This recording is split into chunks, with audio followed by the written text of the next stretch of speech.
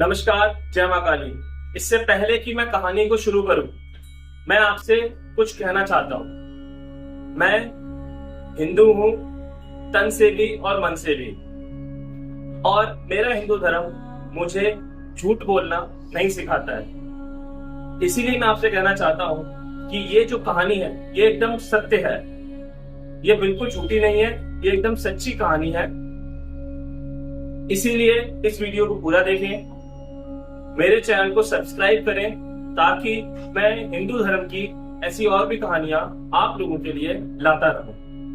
तो प्लीज मेरे चैनल को सब्सक्राइब करें और वीडियो अच्छी लगे तो एक लाइक जरूर कर दें। आपका एक लाइक मेरे लिए बहुत जरूरी है। उत्तर प्रदेश के अंदर एक गांव था, वहां पर सुरेश नाम का एक लड़का रहता था। सुरेश के पिता की मृत्यु हो चुकी थी और उसके घर में उसकी माँ थी जो कि पूरे घर का खर्चा अकेले चलाती थी।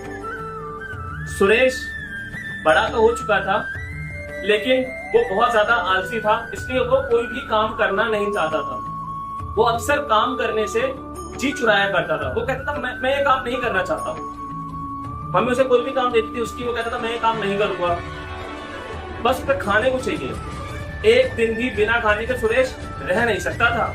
खाने का बहुत शौकीन था लेकिन आलस भरा हुआ था, काम वो नहीं करता था। लेकिन वो बहुत ज्यादा सीधा साधा भोला था, उसके दिल में कोई छल कपट नहीं था। वो दिल से बहुत सरल और बहुत शरीफ था।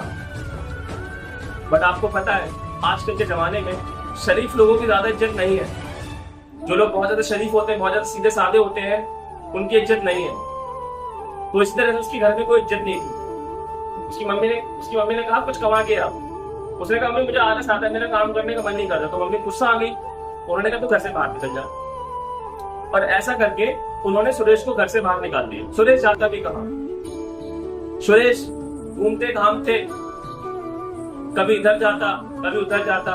इस तरह से सुरेश ने कई सारे दिन और रात सड़कों पर भटकते भटकते गुजार दिए।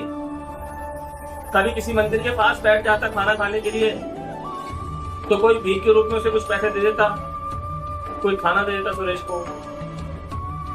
ऐसे ही भटकते हुए सुरेश उत्तर प्रदेश के एक शहर वृंदावन पहुंचा। आप सबने वृंदावन के बारे में सुना होगा क्योंकि कहानी बहुत पुरानी है। तो उस जमाने में वृंदावन में ज्यादा भीड़ नहीं हुआ करती थी। वृंदावन एक तरह से उस जमाने में एक गांव सा था। वृंदावन में यमुना नदी है, उसके किनारे पर एक संत का आश्रम था। सुरेश भटकते हुए संत के आश्रम में पहुंचा। वहां उसने देखा कि यहाँ के लोग तो बस पूजा करते हैं, पूरे दिन भजन कीर्तन करते हैं और पूरे दिन खाना खाते हैं। सुरेश ने कहा इससे अच्छा तो कुछ मुझे जगह ही नहीं मिलेगी यार। उसने संत आश्रम में जाकर के जो संत थे उनसे बात करी, बोला कि क्या मुझे यहाँ पर रहने की जगह मिल सकती है? संत ने कहा हाँ आपको रहने की जगह मिल सकती है, बट आपको डेली पूजा करनी पड़ेगी और भजन करना पड़ेगा। सुरेश ने कहा मुझे मंजूर है, मैं तैयार हूँ। सुरेश ने मन में सोचा चलो कोई काम तो नहीं करना पड़ेगा, खाने को डेली खाना मिलेगा। और सुरेश डेली सुबह उठता, नहा धो के टीका लगाता, पूजा पाठ करता, पूरे दिन कीर्तन करता, ढोलक बजाता संतों के साथ में और आराम से खाना खाता। क्योंकि वहां पर खाना बनाने वाले भी अलग। तो सुरेश को ना तो खाना बनाना था ना कुछ करना था, उसे बना बनाया खाना मिल जाता था। बस उसे पूरे दिन भगवान का भजन करना था और कुछ नहीं।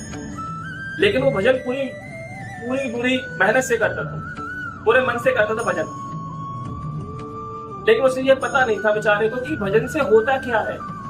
बट संत ने बोल दिया कि खाना खाना है तो भजन करना पड़ेगा, तो बस भजन करते थे भाई साहब सुरेश ताकि खाना मिल जाए। आपको पता है महीने में एक बार एकादशी आती है, एकादशी। उसका व्रत करते हैं कई लोग नहीं करते। अब जिस आश्रम में सुरेश रुका हुआ था उस आश्रम में सभी लोग एकादशी का व्रत करते थे। तो जिस दिन एकादशी आई उस दिन आश्रम में खाना ही नहीं बना। सुरेश जब किचन में पहुंचा, रसोई घर में पहुंचा, तो उसने देखा कि किसी ने खाना ही नहीं बनाया है। वो संत के पास गया कि महाराज जी यहाँ तो खाना ही नहीं बनाया किसी ने आज। तो संत ने समझाया बेटा सुरेश आज एकादशी है, आज सब लोग व्रत है, आज खाना नहीं बनेगा, तुम भी व्रत रखो।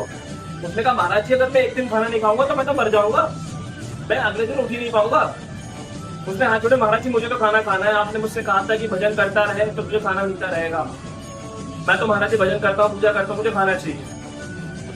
महाराज जी ने बोला देखो सुरेश तुम्हारे लिए मैं आश्रम के नियम नहीं बदल सकता, यानी खाना तो कोई नहीं बनाएगा, आश्रम में खाना तो नहीं बनेगा आज, लेकिन हाँ तुम चाहो तो यहाँ से सब्जी, आटा, तेल जो ले जाना है तुम्हें, यहाँ से लकड़ी वकड़ी वो लेके जाओ, अपने नदी के उस पार जाओ, इस पार हमारा आश्रम है, नदी पार करके उस पार जाओ और वहां पर अपना खाना बनाओ और वहीं से खा करके वापस आओ। मैं तुम्हारे लिए इतना कर सकता हूँ सुरेश, अगर तुम्हें एकादशी का व्रत नहीं करना है तो। ऐसा कह के संत वहां से चले। सुरेश ने भी लकड़ी उठाई, तेल उठाया, तेल का डिब्बा, सब्जी ली, आटा लिया, जो भी से जरूरी सामान लेने थे खाना बनाने को सब लिया, नदी के पास पहुंच गया। उसने नदी जैसे जैसे पार करी उस तरफ पहुंचा और खाना बनाना शुरू कर दिया। लेकिन जब सुरेश खाना बनाने के लिए आश्रम से जा रहा था तब उसके गुरु ने उससे एक बात बोली थी कि जब जो भी खाना बनाना पहले भगवान राम को भोग लगाना, उसके बाद खाना खाना। तो जब सुरेश का खाना बनके तैयार हो गया तो उसे गुरु की बात याद आ गई कि मुझे पहले भगवान राम को भोग लगाना है, उन्हें खिलाना, उसके बाद ही मुझे खाना खाना है। सुरेश ने अपनी जिंदगी में कभी भी किसी भी भगवान को भोग नहीं लगाया था, वो तो पूजा पाठ भी नहीं करता था। आश्रम में आपको पता चला था कि पूजा पाठ कैसे की जाती है, ढोलक कैसे बजाई जाती है, भगवान का गाना कैसे गाया जाता है, भजन कैसे किया जाता है, उसे आश्रम में आके पता चला था। वो बेचारा बड़ा भगवान का भोग कैसे लगाए।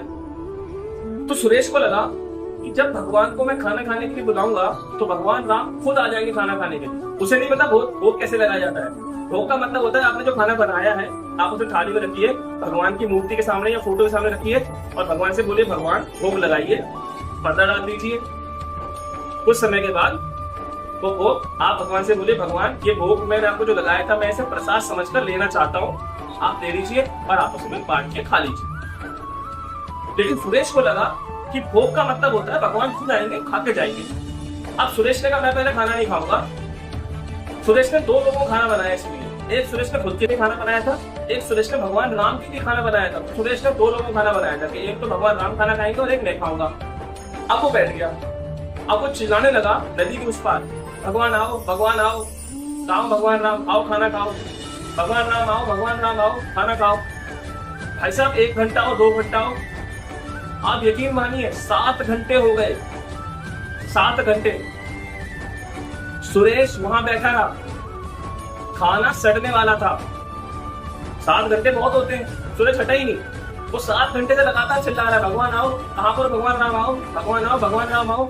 वो 10 मिनट के लिए भी नहीं रुका, चाहे उसका गला खराब हो जाए, कि वो लगातार बोलता रहा 7 घंटे। भगवान देख के हंस रहे थे, ऊपर बैठे हुए अपने वैकुंठ लोक में भगवान विष्णु देख के हंस रहे थे। उन्होंने लक्ष्मी माता से बोला कि लक्ष्मी चलना तो पड़ेगा भाई, हमारा भक्त हमें बुला रहा है। तो लक्ष्मी माता ने बोला कि ऐसा भोग कौन लगाता है प्रभु कि आप जब तक नहीं खाओगे तब तक वो बंदा नहीं मानेगा।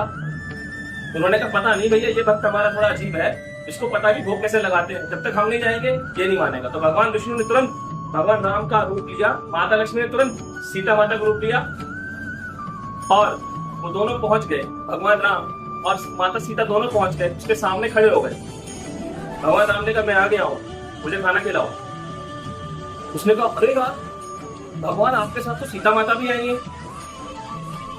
ये सीता माता आपकी वही वाइफ है ना जिनके बारे में मैंने किताब पढ़ा था रामायण में। भगवान ने कहा ये मेरी पत्नी है।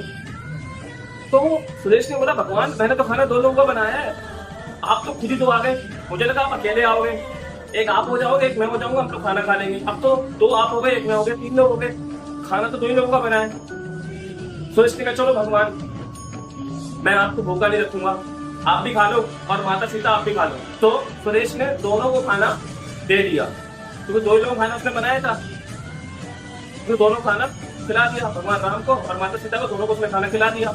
और सुरेश ना चाहते ही उस दिन मजबूरी में भूखा रह गया।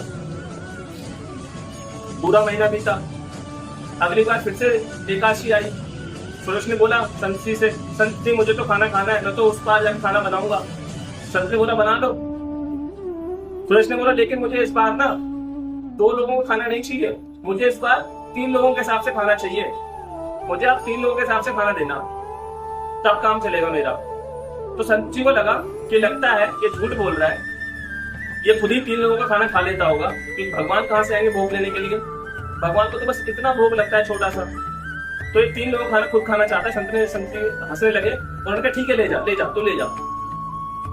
सुरेश लेके गया, खाना बनाया 3 लोगों के साथ था। उसने कहा इस बार भगवान राम आएंगे, माता सीता आएंगे और मैं, हम 3 लोग खाना खाएंगे। लेकिन भगवान भी सुरेश से मजे लेने वाले थे, वो भी मजे ले रहे थे भगवान राम भी सुरेश से मजे ले रहे थे। इस बार वो अपने भाई भरत, लक्ष्मण, शत्रुघ्न को भी लेकर के पहुंच गए। अब जब सुरेश ने देखा राम, लक्ष्मण, भरत, शत्रुघ्न जैसे माता सीता, टोटल 5 लोग हो गए पर एक मैच 6, और खाना बनाया मैंने 3 लोगों का। मैं बोला भगवान आप तो 5 लोग आ गए, मैंने तो खाना 3 का ही बनाया है, आप 5 आ गए और एक मैच 6 लोग हो टोटल। भगवान ने कहा कोई नहीं सुरेश, भगवान ने सुरेश के आगे थाली छीनते हुए बोला कोई नहीं सुरेश, हम 5 इसी 3 के खाने में ही खा लेंगे। और भगवान फिर से 5 के 5 उस 3 लोगों के खाने में से खाना खा के चले गए। सुरेश उस दिन ही भूखा रह गया। अगली एकादशी जब आई तो सुरेश ने बोला गुरुजी मुझे इस बार 10 लोगों के हिसाब से आटा दे दो, 10 लोगों के हिसाब की सब्जी दे दो मुझे बनाने के लिए, लकड़ी भी दे दो मुझे, क्योंकि भगवान ना मेरे साथ मजे ले रहे हैं, वो हर बार चीटिंग करते हैं, 7 लोगों को लेके आ जाते हैं। तो गुरुजी ने मन में सोचा कि मुझे तो सुरेश बुरा लगता है सुरेश मेरे साथ धोखा कर रहा है, ये यहाँ से लकड़ी ले जाकर के, आटा ले जाकर के लोगों को बेच देता है, क्योंकि भगवान तो खाना खाने आते नहीं है, ये तो मुझे पता है। गुरुजी ने सोचा तो पक्का ये बेच देता है मेरे आटे को, लकड़ियों को। तो गुरुजी ने एक चाल चली, उन्होंने सुरेश को 10 लोगों के हिसाब से सामान दे दिया कि ले जाओ 10 लोगों का सामान वहां जाके बनाओ। और गुरुजी ने मन में सोचा कि मैं पीछे से चुपचाप से छुप कर देखूंगा करता क्या। तो सुरेश वहां गया, लेकिन सुरेश इस बार बहुत चालू था। उसने कहा मैं खाना पहले नहीं बनाऊंगा, पहले मैं बुला लेता हूँ भगवान को, देखता हूँ भगवान कितने लोग लेकर के आते हैं, फिर मैं उस हिसाब से खाना बनाऊंगा, वरना मेरा आटा वेस्ट हो जाएगा। अगर मैंने 10 लोगों के हिसाब से खाना बना दिया और भगवान 10 लोग लेकर के नहीं आए तो मैं इतना आटा वेस्ट नहीं कर सकता, इसलिए पहले भगवान को बुला लेता हूँ। तो सुरेश ने भगवान राम को बुला लिया कि भगवान आ जाओ भोग लगाओ, आ जाओ खाना खाओ। भगवान ने क्या करा इस बार, भगवान खुद आए, अपने भाइयों को लेके आए, लक्ष्मण, भरत, शत्रुघ्न, माता सीता को लेके आए, साथ में हनुमान जी को भी ले आए, जिनका पेट तो भरता ही नहीं है, वो भी आगे खड़े हो गए। बोले लाओ सुरेश खाना दो। सुरेश ने कहा मैं जानता था आप चीटिंग करोगे मेरे साथ में, आप मेरे साथ धोखा करोगे, इसीलिए मैं इस बार खाना नहीं बनाया हूँ। भगवान ने कहा खाना नहीं बनाया तुमने?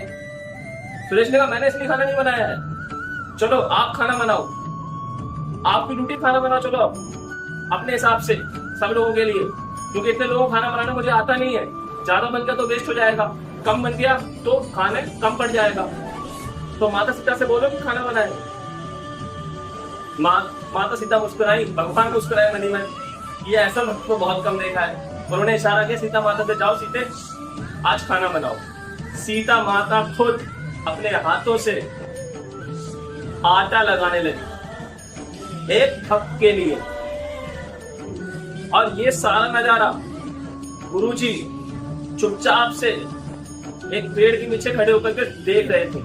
उनकी आंखों में आंसू आ गए, वो दौड़ करके आए और भगवान के सामने बोलने लगे, प्रभु आपकी लीला अपरंपार है, आपने मुझ जैसे इंसान को कभी भी दर्शन नहीं दिए, क्योंकि शायद मेरे में कोई कमी रही हो, लेकिन आपने सुरेश को दर्शन दे दिए, क्योंकि शायद इसका दिल बहुत साफ है।